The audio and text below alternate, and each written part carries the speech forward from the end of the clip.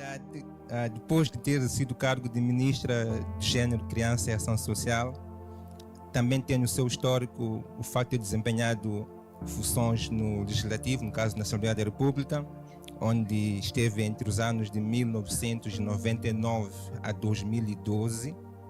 Também foi membro da Comissão da Defesa e mais tarde da Comissão Permanente do Conselho Consultivo da Assembleia da República. Portanto, resumimos na verdade, porque é muita coisa. E acho que não poderíamos ter o melhor perfil para o culto da mulher no mês, o culto acadêmico no mês da mulher. Então, meus senhores e minhas senhoras, nós temos o privilégio e a honra de anunciar ao pódio Sua Excelência Cidália Chauque. Obrigado.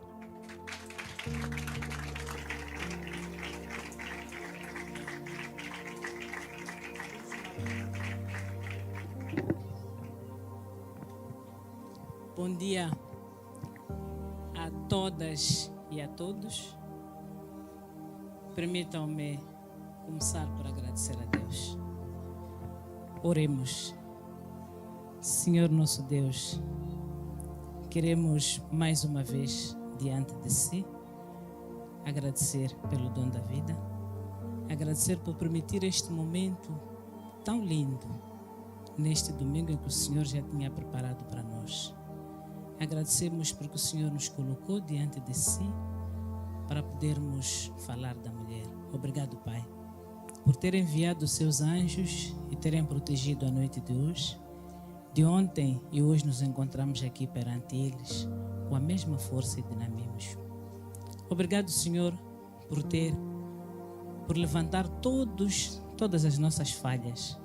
Alguns fazemos com consentimento, mas alguns não. Porque onde há oração, o diabo está sempre lá para querer procurar espaço. Obrigado por nos colocar no seu caminho. Obrigado por esta fé. Obrigado por nos ensinar a sua benevolência.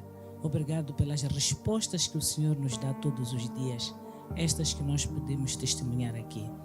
Pai, nós colocamos diante de Si o seu servo, Mateus Mutola, que o Senhor colocou palavras suas para poder nos ensinar, para poder falar de nós mulheres.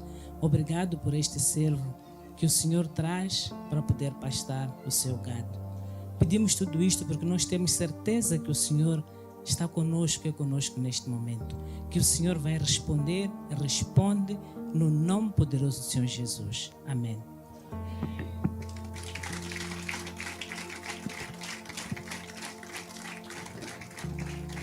Excelentíssimo professor Dr. Mateus Mutola, presidente e fundador do Ministério Interior da Palavra de Vida, distintos membros da direção executiva, respeitados pastores e anciãos e ministros, estimados obreiros, caros irmãos em Cristo. É com elevada honra e sentimento de gratidão que nos dirigimos ao Conselho Científico do CEP, Conselho dos Estudantes e Profissionais, para agradecer o convite que nos foi formulado. Intervimos neste culto acadêmico de 2026, na sua 8ª edição.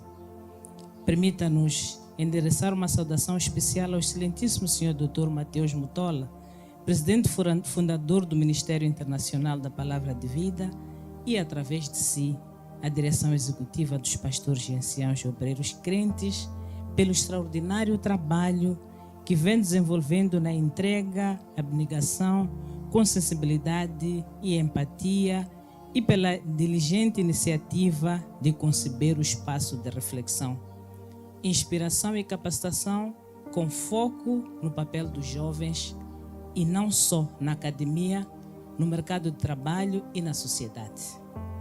Trata-se de uma iniciativa sob o lema inspirar e capacitar as mulheres e buscar o conhecimento excelente, que procura promover a integração entre a fé e o conhecimento e a excelência, encorajamento das mulheres e desenvolver o seu potencial acadêmico profissional sem comprometer os valores espirituais.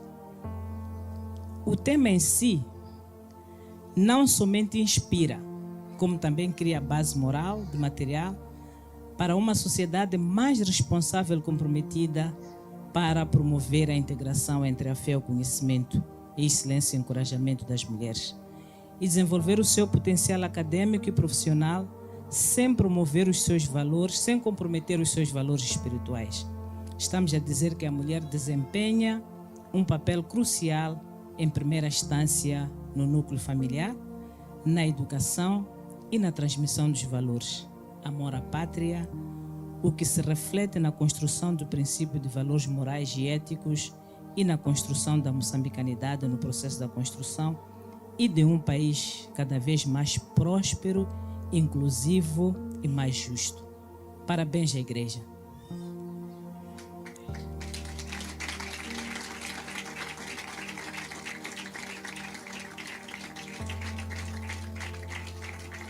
Estimado Dr. Mutola, caros líderes, irmãos em Cristo, quando recebemos o convite para intervir nesta magna casa do Senhor, sentimos-nos com muita responsabilidade e com imensa gratidão pela oportunidade neste tema.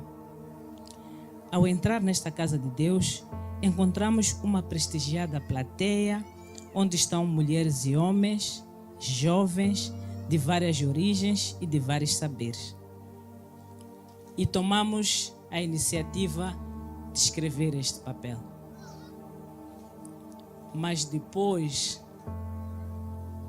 da aula do Dr. Mutola, este papel ficou sem efeito. Pensávamos de uma maneira, depois da aula pensamos de outra maneira. Por isso o papel está de lado.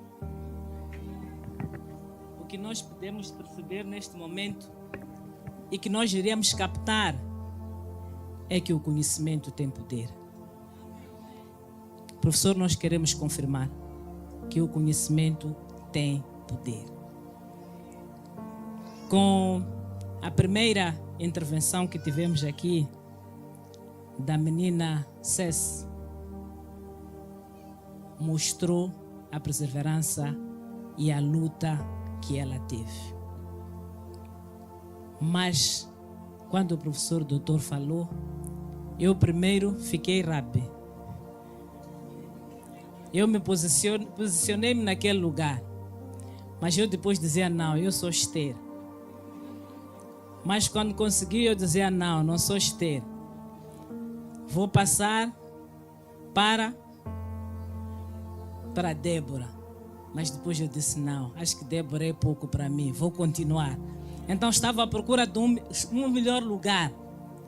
Então, nesta missão, nós temos Déboras, temos Esther, temos Rabis, temos Ruth neste segmento da vida. O que nós precisamos de pensar é a nossa espiritualidade, a fé.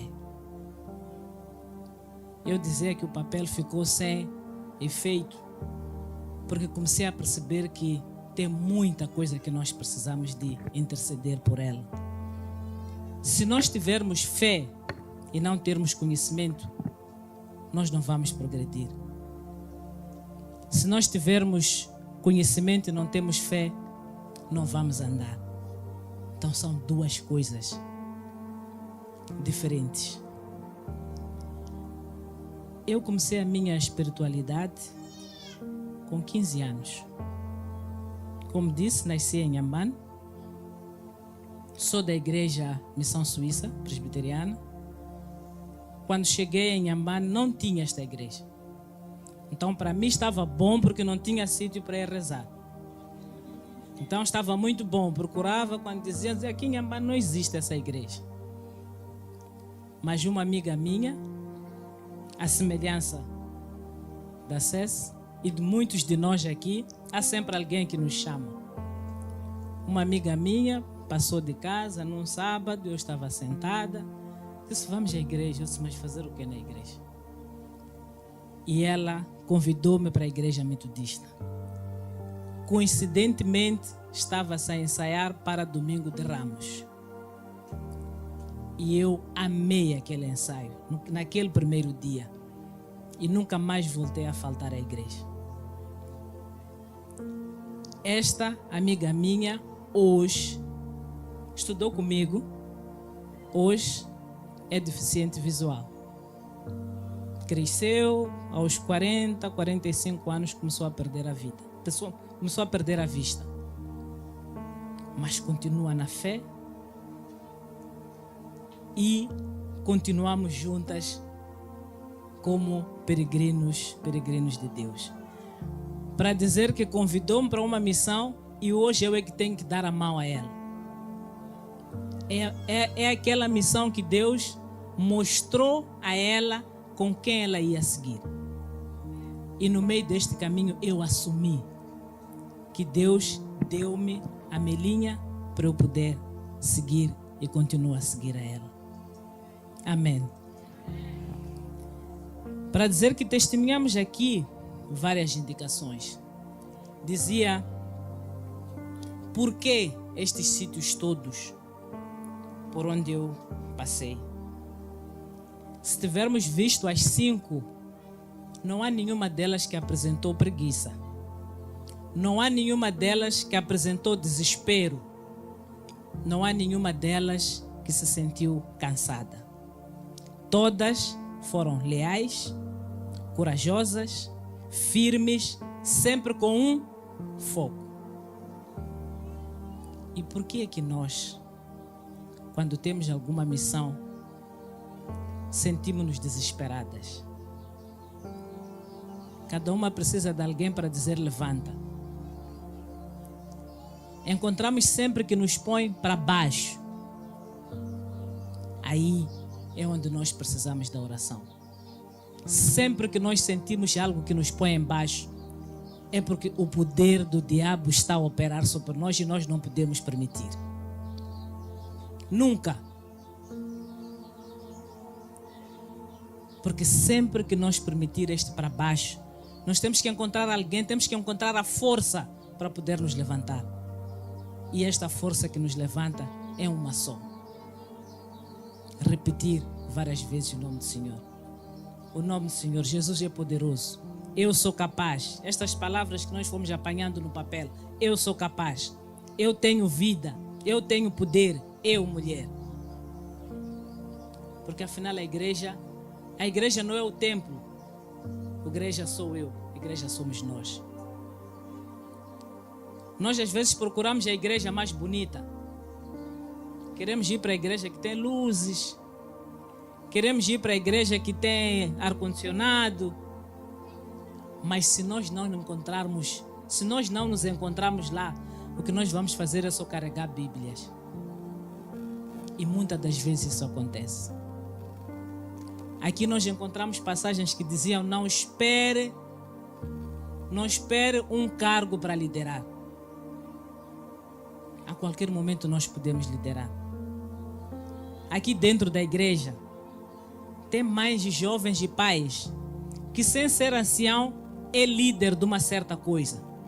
É a este que comigo ele impacta e ele pode nos dizer alguma coisa, não é verdade? É a este que eu confio que se eu falar com o ancião fulano, se eu falar com o irmão fulano, a minha preocupação vai ter resposta. Sou eu, mais outro, mais outro. Então este é o líder. Ele não está à espera de ser dito que é presidente do conselho. Mas o que ele faz, ele consegue trazer respostas. Então, mulheres, não esperemos de nenhum cargo para sermos líderes. Só o fato de já sermos mulheres, já trazemos esta liderança. Só o fato de conseguirmos gerar a responsabilidade que nós temos, já temos esta liderança. O que nós temos que fazer é compactar esta liderança com a serenidade, a fidelidade, a lealidade, a coragem e ser agente da liberdade. Estes são os 5 pilares que nós temos como responsabilidade. Dizia eu, Quando perguntava por que os dois, por que estes cargos todos. Eu, quando terminei a escola, concorri em 2 instituições. Concorri na eletricidade e concorri no Banco de Moçambique. Com diferença de uma semana, saíram os resultados. E nos 2, eu fui classificada em primeiro lugar. Mas eu não tinha certeza. Primeiro foi a eletricidade. Mas eu não tinha certeza que no banco havia de sair. Fui me apresentar na eletricidade. Trabalhei durante um mês. Saiu o resultado do banco. A diferença era de 20 mil meticais. 20 meticais, parece. Um era 64, outro 44,64. Então, o que eu fiz foi orar. Eu pedi a Deus, mostre-me o caminho certo. Deus, eu estou perante esta situação, mas peço o caminho certo. E Deus dizia, vai continuar a estudar. Quer dizer, não estava a dizer nem uma, nem outra coisa do que eu estava a pedir. Deus dizia, vai continuar a estudar. Mas eu sempre insistia na oração. Insistia. A resposta era a mesma. Eu às vezes sonhava ir para a escola. Eu disse, bom, aqui não tem outra solução. Mas não tinha fé. Não tinha certeza que aquele caminho estava a mostrar, porque estava a fazer perder os dois empregos que eu mais queria. Então, num certo dia, eu decidi. Eu disse, a palavra de Deus tem poder. Eu vou avançar. Deus é o meu guia, é a Ele que eu confio. E fui. Não despedi. Não despedi na eletricidade, não despedi no banco. 2 semanas depois, estavam a chamar nos 2 sítios.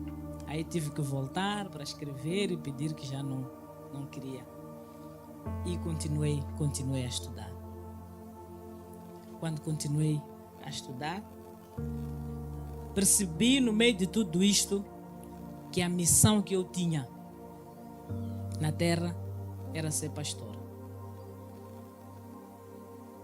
Inscrevi-me para fazer o curso de pastorado, já estava a estudar, para fazer o curso de pastorado.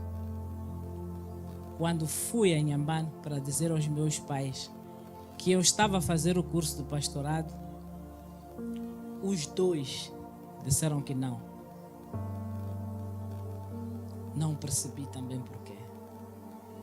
Não pode, porque já estás a estudar. Eu disse, vou fazer as 2 coisas. Não me foi permitido. Eu disse, tá bom, mas vou fazer teologia. Se não é para ser pastora, vou fazer teologia. Então fiz teologia. Quando terminei de fazer teologia, estava a terminar a faculdade, e aí comecei com a idade mais tenra, comecei a fazer política. É quando eu entro para o Parlamento, em 1999. E no Parlamento segui o meu percurso político, e em 2011 chamaram-me numa tarde de calor que nem hoje. Uma das pessoas mais temidas que eu tinha era o presidente Guebuza. Quer dizer, quando me disseram que estavam a chamar, imaginem como é que eu fiquei. Quer dizer, eu tinha certeza que ia para a cadeia, que tinha cometido algum erro, que tinha feito qualquer coisa péssima da minha vida. Quando cheguei lá, eu tinha todo tipo de argumento para justificar, todo. Nesse dia não tinha ido trabalhar e não tinha motorista, não tinha o ADC, não tinha ninguém. Peguei no carro e entrei. Mas eu tinha todo tipo de argumento. Se me perguntar isto, eu vou dizer isto. Se perguntar isto, eu vou dizer isto. Se perguntar 10 perguntas, eu fiz. Quando cheguei, o presidente Guebuza perguntou. Eu tinha 30 e poucos anos. Perguntou, o que é que estás a fazer? Eu olhei para o presidente e disse, mas ele sabe. Está-me a fazer essa pergunta. Eu só olhava para os lados, mas onde é que estão as pessoas que vão me levar? Então disse-me assim, eu disse, estou no parlamento. Hoje não fui porque não tenho atividade. Mas estava bem séria, não queria confiança nem nada, porque já... A única coisa que me foi dito é, a partir de agora, és governadora da província de Nampula.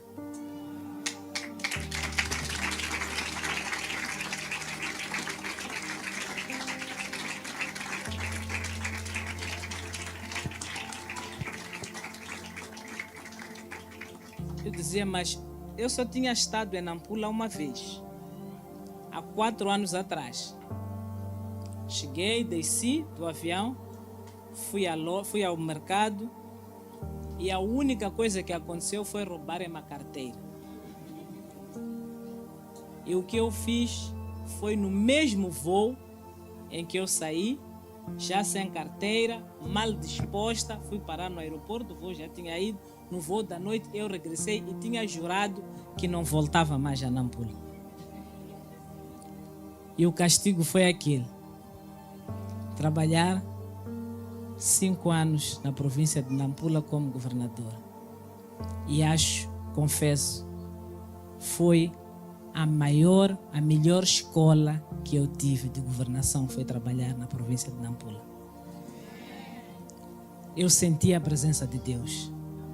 Senti a mão de Deus. Ele guiou e operou sobre mim.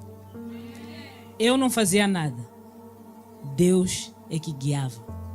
Deus é que orientava. Eu tinha certeza que o que eu estava a fazer tinha os pés no chão. Tinha certeza de que as respostas que eu tinha das preocupações da província eram respostas de Deus. Porque eu só pensava à noite. Só pensava à noite. Podia pensar numa província, eu a dormir tinha que acordar, porque tudo aquilo que eu estava a pensar do distrito, vinha à noite e tinha que escrever. E se eu não acordasse para escrever, tudo desaparecia. Então eu digo, Deus é maravilhoso. Deus é poderoso. Quando terminou, eu tinha certeza de que voltava para casa. Já tinha terminado a missão, agradeci. Quando cheguei aqui, numa hora como esta, recebi uma chamada que diziam daqui a 10 minutos.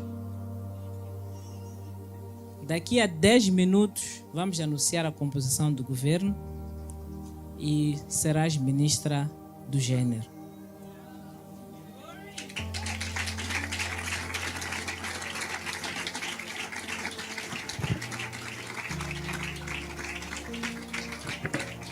Não me deram espaço. A primeira ainda tinha perguntas para fazer e responder. Não me deram espaço, nem para questionar, nem para negar, nem para discutir. E fui. Ali o que ganhei foi consolidar a minha sensibilidade, o meu lado humano. Trabalhar com os grupos sociais, trabalhar com as pessoas mais carenciadas, trabalhar com pessoas em situação de vulnerabilidade, trabalhar com pessoas com necessidades especiais. Aí senti que a mulher, sim, tem responsabilidade. Nós, muitas das vezes, vemos mulheres a andarem na rua mas aquelas mulheres não têm vida. Aquelas mulheres não são elas. Porque o que passam,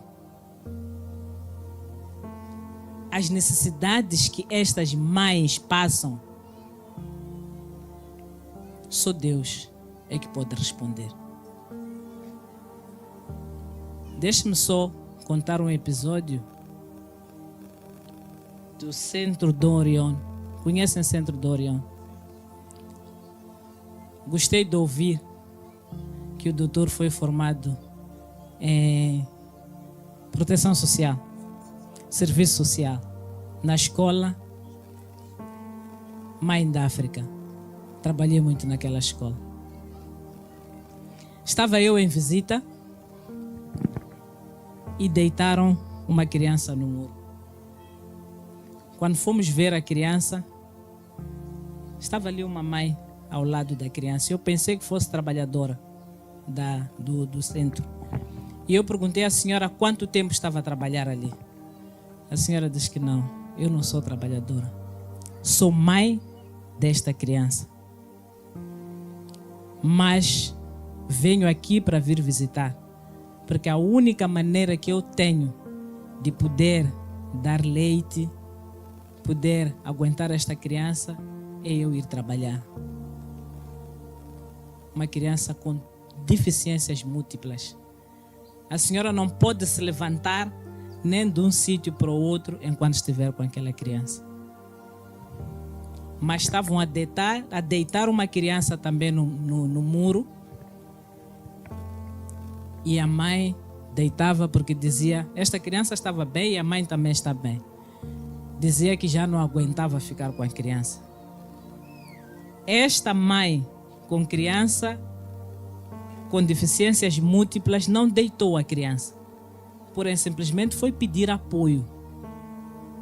Esta outra, com todas as condições, porém simplesmente optou por deitar a criança fora. Esta senhora precisava da palavra de Deus, enquanto que a outra estava consciente daquilo que estava a acontecer. E o que foi feito naquela altura, de facto, foi trabalhar com a senhora, mas ela estava com problemas psíquicos, porque já tinha outras crianças em situação de vulnerabilidade. Mas também tinha mais. Uma criança com gravidez, uma mãe com gravidez de 7 meses, escreveu uma carta que o bebê que ela ia ter não queria. Escreveu que o bebê que ela vai ter não queria e não dizia porquê. Vou procurar resumir. Fizemos todas as pesquisas, porquê não apareceu, mas no meio encontramos o pai dela, não o pai da criança, o pai da senhora. E a senhora conseguiu convencer a filha para levar a criança. E ela foi escrever. Teve bebê cesariano. As parteiras, olhando para aquele parto cesariano, foram mostrar a criança e ela disse logo, eu já disse que esse bebê eu não quero ver. Porque nem que eu volte a ver daqui a 20 anos, eu vou reconhecer e não quero. Mas aqui, o que nós temos que perceber é o que aconteceu com esta senhora. O que terá acontecido com esta mãe para ela não querer? Era o terceiro filho, não era o primeiro, era o terceiro. Várias situações para ela não querer aquela criança. Tentaram a segunda para dar a criança. Ela disse, não quero ver. Mas porque havia insistência do pai, ela foi informar a procuradora que ela já tinha se arrependido e queria a criança. Mas foi dizer ao médico que estão lhe a obrigar a levar a criança, mas ela não quer. Perante a lei, ela já disse que vai levar a criança. Mas perante ao médico, não ia levar a criança. Mas nós não podíamos fazer mais nada, senão devolver a criança à mãe. A mesma mãe que escreveu que não queria, é a mesma mãe que escreveu que queria levar a criança. Então tínhamos que entregar. já havia um casal pronto para adotar a criança. Estava programado para a entrega da criança às 13 horas. 13 horas. Isto foi na província de Manica. 13 horas, vamos fazer a entrega da criança à mãe oficial. Não temos como. Quando eram 12h30, ligaram-me a dizer que a criança tinha perdido a vida. Não teve nenhum contato com a mãe. Está fora de hipótese dizermos que a mãe fez alguma coisa. Fora de hipótese. Mas porque Deus sabia que se devolver a criança à mãe, a mãe não ia cuidar daquela criança. Preferiu chamar para si. Então, responsabilidade que a mulher tem. A responsabilidade que a mulher tem em todos os segmentos. Por isso, a mulher tem luz. A mulher tem poder. A mulher tem força e a mulher tem capacidade. Por isso, nós não podemos nos eximir destas responsabilidades. Nós temos que ser aquela mulher acolhedora. Aquela mulher que onde nós estivermos, distribuímos paz e o sorriso, independentemente da situação em que nós nos encontramos. Não podemos ser aquelas mães que carregamos Bíblias, falamos na palavra de Deus, mas não implementamos a palavra de Deus. Porque isto só nos consome. Se nós ouvimos e não implementamos, então não estamos a criar condições, não estamos a dialogar com Deus. Nós temos que aceitar o diálogo de Deus, aceitar que o Deus opere sobre mim para que nós tenhamos uma sociedade estável. Precisamos devolver os valores morais. Nós, como mães, temos esta responsabilidade. Nós, jovens, temos esta responsabilidade. Por isso, mais uma vez, Dr. Mutola, nós curvarmos-nos perante si sobre esta homenagem que fez para nós e dizer que foi uma reflexão muito profunda sobre estas 5 que cada uma de nós tem que encontrar em que posição está. Os mais jovens têm que procurar esta garra e esta perseverança para poder atingir as 5. Encontrar em si onde é que é a parte que está a Esther, onde é que está a parte que está a Rabi, onde é que está a Ruth, onde é que está a Débora. Porque não podemos ser uma só. Se nós conseguirmos encontrar estas 5 na nossa comunidade, no nosso estágio, nós conseguimos transformarmos erguer a nossa igreja e transformar a nossa comunidade. Muito obrigado pelo convite.